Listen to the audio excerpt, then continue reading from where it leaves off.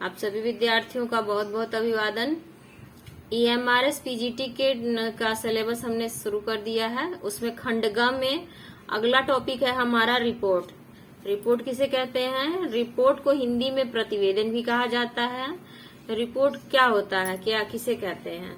भूत अथवा वर्तमान की विशेष घटना, प्रसंग या विषय के प्रमुख कार्यों के क्रमबद्ध और संक्षिप्त विवरण को प्रतिवेदन कहते हैं।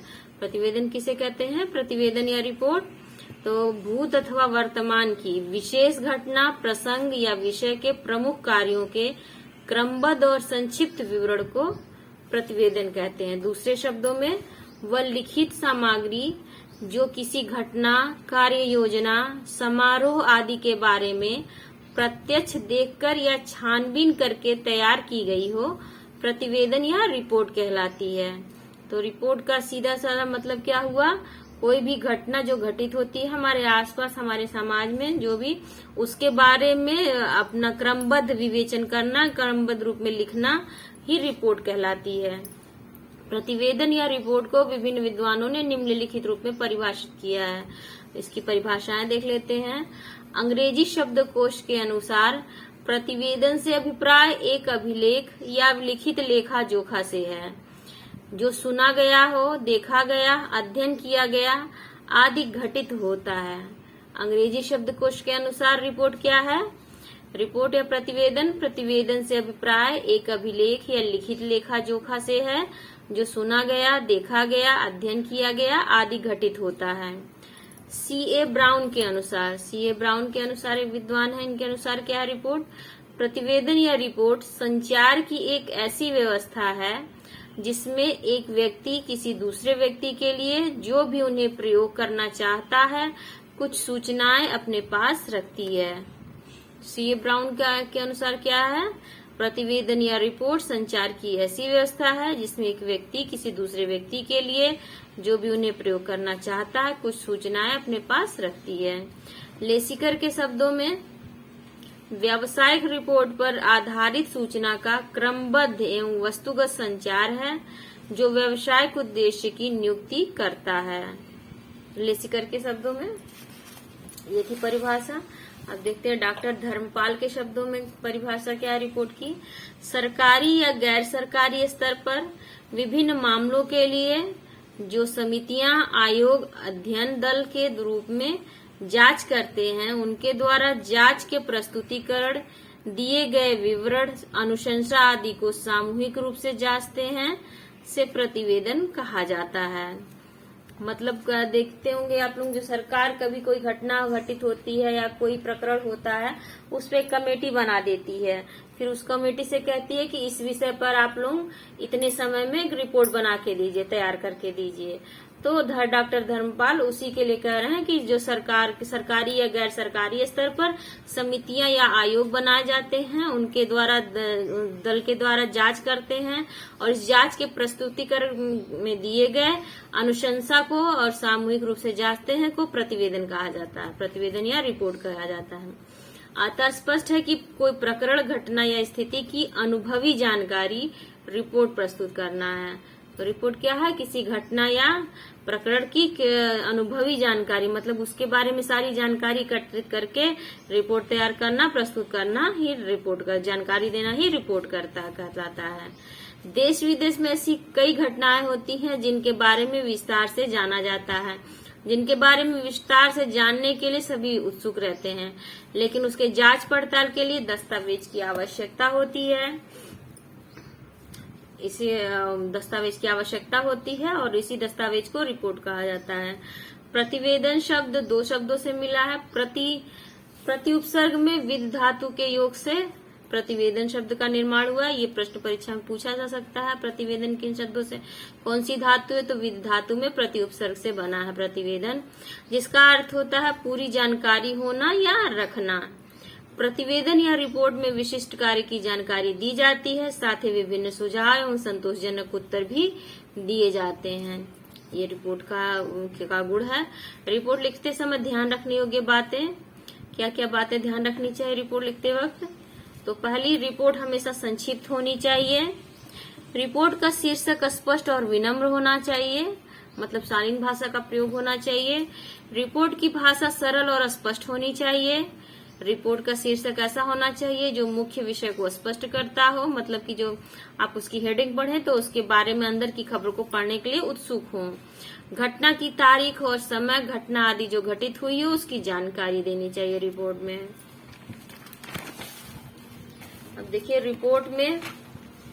रिपोर्ट में जरूरी महत्वपूर्ण तथ्य ही लिखे जाने चाहिए, मतलब जो अनावश्यक सूचनाएं हो वो नहीं डालनी चाहिए। किसी भी घटना, प्रकरण या किसी जांच के मुख्य बिंदु रिपोर्ट में अवश्य होने चाहिए, मतलब किन किन भागों को, किन किन बिंदुओं पर आपने जांच की है वो होने चाहिए। रिपोर्ट लिखते समय भाषा में प्रथम पुरुष का उपयोग नहीं करना चाहिए, प्रथम पुरुष यानी स्वयं को नहीं संबोधित करना चाहिए। रिपोर्ट के प्रकार क्या होते हैं, तो देखिए रिपोर्ट 3 प्रकार की लिखी जाती है। पहला होता है व्यक्तिगत रिपोर्ट, दूसरा संगठनात्मक रिपोर्ट और तीसरा होता है वर्णनात्मक रिपोर्ट। तो ये परीक्षा के पॉइंट से इम्पोर्टेंट है। रिपोर्ट कितने प्रकार के होते हैं, तो 3 प्रकार के होते हैं। देखिए व्यक्तिगत रिपोर्ट या पर्सनल रिपोर्ट, इस रिपोर्ट या प्रतिवेदन में व्यक्ति अपने जीवन या विद्यार्थी जीवन से संबंधित प्रतिवेदन लिख सकता है, परंतु कभी कभी व्यक्तिगत रिपोर्ट एक डायरी का रूप ले लेती है। ठीक है, इसमें ये कमी होती है व्यक्तिगत रिपोर्ट में। यह रिपोर्ट का एक अच्छा रूप नहीं माना जाता। उदाहरण देखिए, जैसे जो व्यक्तिगत रिपोर्ट का होता है उसका उदाहरण देखिए। मैं सुबह 5 बजे उठा, 7 बजे तक अपने नित्य कर्म करके विद्यालय जाने हेतु तो तैयार हुआ, 7:30 तक फिर नाश्ता करके अपनी बस पकड़ने वाले चौराहे तक मैं 7:45 पर पहुंच गया और 8:15 पर मैं विद्यालय पहुंच गया और विद्यालय प्रार्थना में सम्मिलित हुआ। कुछ इस तरह से व्यक्तिगत रिपोर्ट लिखी जाती है। ये सिर्फ उदाहरण है, जो भी व्यक्तिगत रूप में लिखे जाते हैं उसके लिए ये सिर्फ उदाहरण है। संगठनात्मक रिपोर्ट, ऑर्गेनाइजेशनल रिपोर्ट इसे कहते हैं। संगठनात्मक प्रतिवेदन में किसी सभा,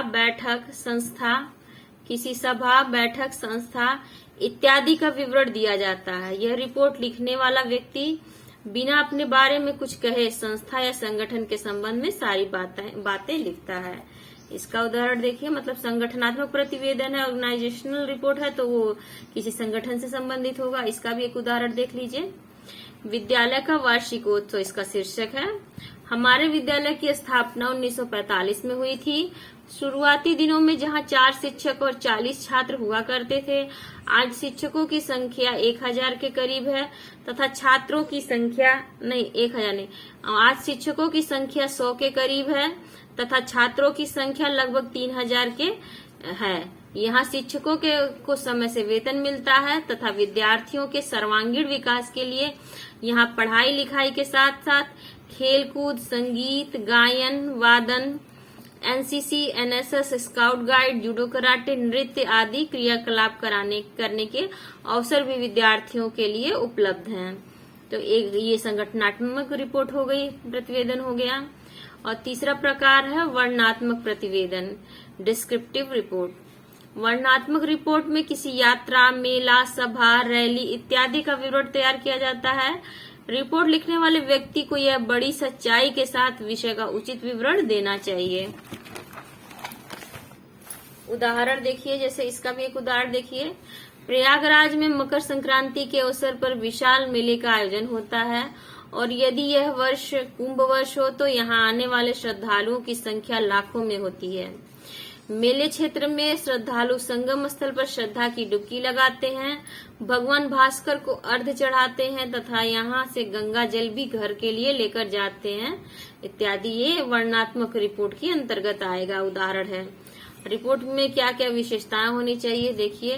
रिपोर्ट में किसी भी मामले, घटना या कार्य योजना के संदर्भ में केवल मुख्य बिंदु लिखे जाते हैं, जो मुख्य बिंदु हो लिखने चाहिए। रिपोर्ट में बातें एक क्रम में होती हैं और संक्षेप में होती हैं, मतलब बहुत बढ़ा चढ़ा कर वर्णन नहीं करना चाहिए, सीधा और सही बात लिखनी चाहिए। रिपोर्ट में सामान्य शब्दों का चयन करना चाहिए जिससे वो सभी के लिए बोधगम्य हो, मतलब बहुत कठिन शब्दों का उपयोग नहीं करना चाहिए, ऐसी भाषा का प्रयोग नहीं करना चाहिए जो सबके समझ में ना आए। अस्पष्टता एक अच्छी रिपोर्ट की विशेषता है। सच्ची बातों का विवरण ही रिपोर्ट में है।